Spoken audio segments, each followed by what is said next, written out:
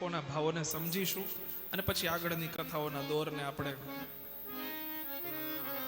આવો 2 મિનિટ સંકીર્તન કરીએ, કથાને વિરામ આપીએ. પહેલા આજે અમારા સાંદીપનીના સહપાઠી કેશોદથી શ્રી સાવનભાઈ પંડ્યા આપણી વચ્ચે. આપ તો હરિદ્વારની યાત્રા માટે આવેલા, પણ આજે કથામાં પણ આવ્યા. કથામાં કોઈ મિત્ર આવતા હોય ને આમ શ્રોતા તરીકે સાંભળે એટલે બહુ અનોખું લાગે. આ લક્ષ્મીનારાયણ બંને આવ્યા છે, આ બંનેનું ખૂબ ખૂબ સ્વાગત. આપણે બધા તાળીઓના નાદ વડે એમનું ખૂબ ખૂબ હાર્દિક સ્વાગત કરીએ. અને 2 મિનિટ કંઈક જો તમે ભાવ પ્રગટ કરી દો, કંઈક એકાદો શ્લોક બોલી દો તો અમારું કામ થઈ જાય. બેઠા બેઠા ત્યાંથી કંઈક ઊભા ઊભા જે તમને ફાવે એ પ્રમાણે આશીર્વાદ આપી દો.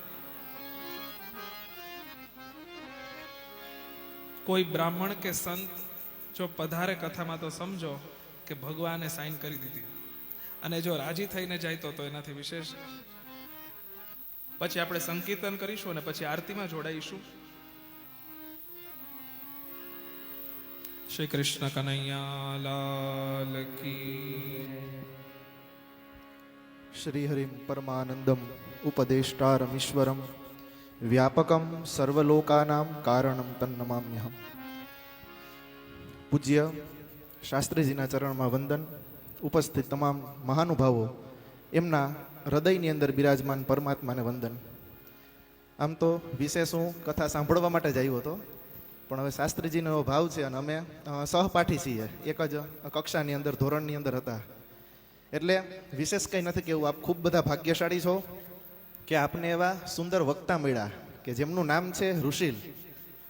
એનો એક અર્થ થાય ઋષિન લાતી તે ઋષિલહ, કે જે બધા ઋષિઓને પણ પધરાવી શકે આપણી સામે, એનો એક અર્થ એ થાય. અથવા તો ઋષિના લાતઃ, કે ભગવાનની કૃપા હોય તો તમને એવા સદગ્રંથો અને એવા સદમહાપુરુષોનો લાભ મળે. આમ તો ભગવાનના પણ 24 અવતાર છે, એમાંના 3-4 અવતાર છે એ ઋષિઓના અવતાર છે. નરનારાયણ હોય અથવા કપિલ ભગવાન હોય. તો એવા પવિત્ર તમને વક્તા મળ્યા, તો મને પણ આવવાનું ખૂબ સૌભાગ્ય મળ્યું. તો હું મારી જાતને પણ ધન્ય ભાગ્યશાળી માનું છું. આપ સર્વે પણ ખૂબ ભાગ્યશાળી છો કે હરિદ્વારના પવિત્ર એવા સાનિધ્યમાં તમને પવિત્ર એવું શ્રીમદ ભાગવત કથા અને યોગ્ય વક્તા દ્વારા આપને સાંભળવા મળે છે. તો આપ એના પણ સહભાગી થજો. અસ્તુ. જય શ્રી કૃષ્ણ.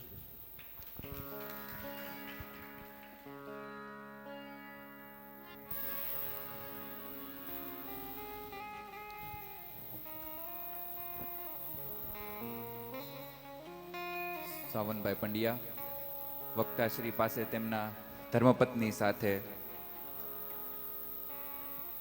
દીપમાલા કેટરિંગ અને ઇવેન્ટ મેનેજમેન્ટ દ્વારા જ્યારે આવા સારા વક્તાઓ આવ્યા છે તો એમને સન્માનિત કરવાનો વિચાર